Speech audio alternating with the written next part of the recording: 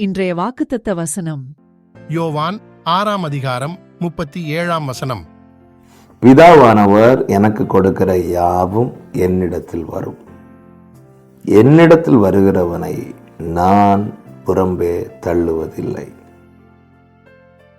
ஆண்டவராகிய இயேசு கிறிஸ்து சொன்ன அருமையான வார்த்தை. பிதாவானவர் எனக்கு கொடுக்கிற யாவும் என்னிடத்தில் வரும். என்னிடத்தில் வருகிறவனை நான் புறம்பே தள்ளுவதில்லை.